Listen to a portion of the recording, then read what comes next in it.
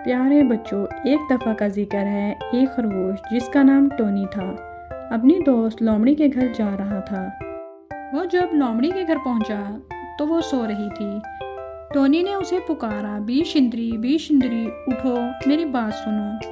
Tony को अचानक कुछ पैसों की ज़रूरत आन पड़ी थी और वो किसी से उधार लेकर ज़रूरत पूरी करने के बिल्कुल हक में नहीं था। उसे यकीन था कि बी शिंदरी के किसी अच्छे से मशवरे की मदद से उसका मसला हल हो जाएगा।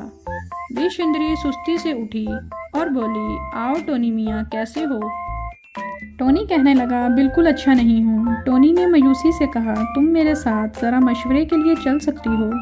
चहलकदमी से तुम्हारी सुस्ती भी दूर हो जाएगी, जो मेरे जैसे मेहमान की आमद पर भी चेहरा सुस्ती से लटका हुआ है। लोमड़ी कहने लगी, हाँ हाँ, क्यों नहीं, तुम मेरे पुराने और बहुत अच्छे दोस्त हो। वो दोनों सैर करते करते काफ़ी दूर निकल आए। रास्ते में टोनी ने उसे अपना मसला बताया। टोनी लोमड़ी से कहने लगा, अगर तुम मेरा साथ दो तो हम दोनों चंद रोज़ के लिए कहीं मेहनत मजदूरी करके पैसे कमा लेते हैं। लोमड़ी बोली, ना भाई टोनी मियाँ, ये बड़ा मुश्किल काम है, मुझसे नहीं होगा। टोनी लोमड़ी से कहने लगा, मेरे पास इस मसले का कोई हल नहीं है, तुम ही कोई हल निकालो। बी शिंदरी ने खुश होकर कहा, ये हुई ना बात। सुनो, भालू इन दिनों घर पर नहीं है।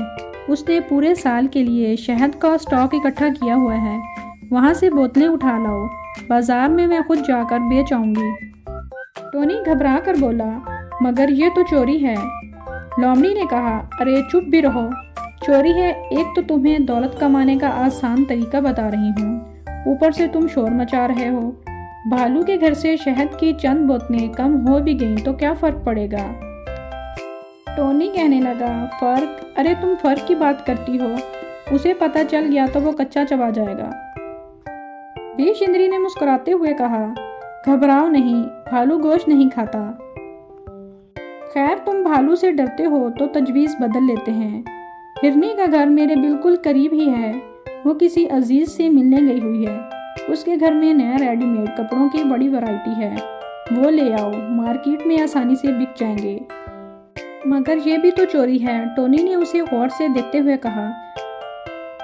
लोमड़ी कहने लगी, तुम मेरे हर मशवरे को चोरी का नाम दे रहे हो तो मैं मशवरे देना बंद कर दूंगी। टोनी घबरा गया और कहने लगा, अच्छा ठीक है, मैं तुम्हारे मशवरे पर अमल करूंगा। बी शिंदरी खुश होकर बोली, बस करना सिर्फ ये है कि मैं यहाँ ठहरती हूँ, तुम भाग कर जाओ और अपनी मर्जी की चीज़ें उठा लो, फिर मैं उन्हें जाकर मार्केट में बेच आऊँगी और पैसे आधे आधे कर लेंगे। टोनी इत्मीनान से बोला, मुझे मंजूर है, बस अब ये बताओ जाऊँ किसके घर? बी शिंदरी बोली, ये तुम्हारी अपनी मर्जी है। टोनी एक बार फिर लोमड़ी से पूछने लगा, तुम्हें इस बात का यकीन है ना कि ये चोरी नहीं है? बी लोमड़ी कहने लगी, हाँ, मुझे पूरा यकीन है, ये चोरी नहीं है, अब तुम जा भी चुको। टोनी कहने लगा, ठीक है, तुम इंतज़ार करो। मैं गया और आया और वो छलांगे लगाता हुआ गायब हो गया। कुछ ही देर बाद जब वो वापस आया तो उसके पास काफ़ी चीज़ें थीं।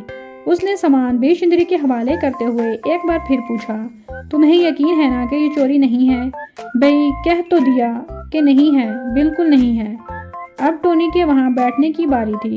शिंदरी ने सारा सामान उठाया और मार्केट चली गई। टोनी लोमड़ी का इंतज़ार करने लगा। जब लोमड़ी वापस आई तो उसने आधे पैसे खुद रखे और आधे टोनी को दे दिए और उससे कहने लगी, टोनी, मेरे घर चलते हैं। वो दोनों लोमड़ी के घर की तरफ चल पड़े। जैसे ही वो घर पहुंचे, लोमड़ी ने दरवाज़ा खोला और बोली, आओ टोनी, तुम बैठो। फिर उसकी बात अधूरी ही रह गई और वो घबरा कर बोली, ये मेरे घर में कौन फिरता रहा है? उसके घर की सारी चीज़ें बिखरी हुई थीं। थोड़ी ही देर में लोमड़ी को पता चल गया कि उसके घर चोरी हुई है। वो चिल्लाकर कहने लगी, कोई नामाकूल मेरे घर में चोरी कर गया। वो रोती जा रही थी और बोलती जा रही थी, मैं चोर को बचकर नहीं जाने दूंगी। जैसे ही उसने अपने घर का जायजा लिया तो सारी चीज़ें वैसी ही थीं जैसी वो बेच कर आई थी। उसने घबरा कर टोनी को देखा। टोनी, तुम जो चीज़ें लाए थे वो भी तो कुछ ऐसी ही थीं। ओ मेरे खुदा, वो चिल्लाई, और टोनी, तुम वो चीज़ें लाए कहाँ से थे? टोनी बोला, तुमने ही तो कहा था जहाँ से जी चाहे ले आओ, इससे फर्क नहीं पड़ता, इसलिए मैं तुम्हारे ही घर से ले गया। लोमड़ी चिल्लाई और कहने लगी, तुम्हें पता है तुमने क्या किया है?